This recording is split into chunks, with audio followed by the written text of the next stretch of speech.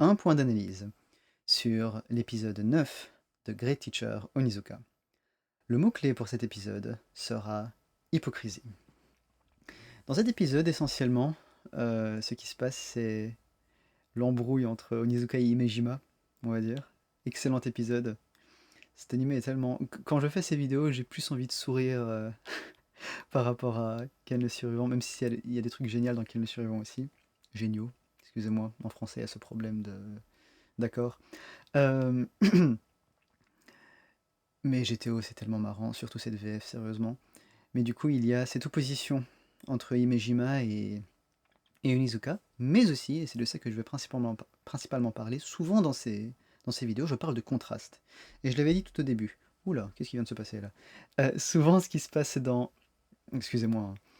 Hein. Dans cet animé, c'est... on a déjà parlé au début du fait que GTO est un animé qui a des messages très explicites. Mais malgré tout, il y a tout ce côté implicite dont j'essaie plus de parler. Et ce qu'il y a beaucoup dans GTO, c'est des contrastes. Et ça amplifie le message. Et c'est surtout bien lorsque c'est un animé qui est essentiellement euh, met en parallèle ou en contraste justement, qui compare de manière générale l'ancienne et la nouvelle génération. Et bien là on a un très bon exemple. C'est d'un côté Himejima et Onizuka, et de l'autre côté Tomoko, qui est introduite dans cet épisode, et Aizawa. Et le mot-clé est hypocrisie, parce que, premièrement, Himejima est un prof qui se la pète à penser être un enseignant modèle et qui critique Onizuka de ne pas l'être. Et qui pourtant, en réalité, est comme Onizuka, mais de manière du coup mal assumée. Parce qu'Himejima est un pervers, etc., comment il se comporte avec ses élèves. Mais il traite Onizuka de la sorte, alors qu'Onizuka est apprécié par ses élèves et c'est un bon prof. Mais Himejima se fait passer pour l'enseignant modèle, etc., ce que disons, enfin, d'un point de vue traditionnel, en mode ça fait des années que je me voue corps et âme à l'enseignement de la gymnastique. C'est ça qu'il dit, c'est tellement marrant de dire une chose pareille comme si c'était une si noble cause.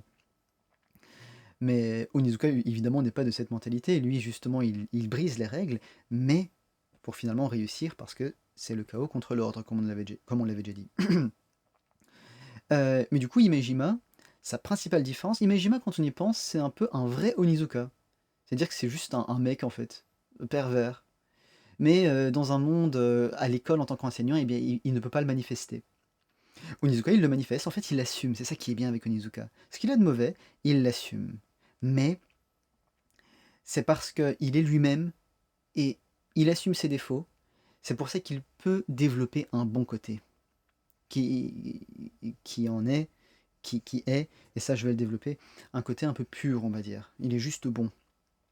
Et maintenant, j'ai envie de comparer avec Tomoko et Aizawa. Tomoko est évidemment pur. Et ce que j'aime bien avec les jeunes, c'est que je pense que souvent les jeunes, s'ils sont comparés à l'ancienne génération, c'est que les jeunes sont plus simples. Parce que c'est des jeunes, ils sont moins subtils que des adultes. Donc c'est plus compliqué. Et Tomoko, du coup, elle est complètement pure et innocente. Bah, un peu trop même, justement. Elle en devient bête. Et c'est ça son défaut. Et elle le sait et elle l'assume aussi. Donc c'est très proche de Nizuka. Et Aizawa est évidemment, encore plus évidemment que Himejima, hypocrite. Parce qu'elle utilise Tomoko et fait semblant d'être sa copine, alors qu'elle le méprise. Je dirais même la déteste. Elle l'insulte. Donc ça c'est le contraste génial qu'il y a entre ces deux pairs. Donc des jeunes, demoiselles en plus, plus émotionnelles, plus directes, vraiment cette, on va dire, embrouille entre meufs. Voilà, on va dire un peu stéréotypique, pratiquement un peu typique, pour représenter des hommes où il y a une hypocrisie un peu plus subtile avec le personnage d'Himejima vis-à-vis de Nizuka.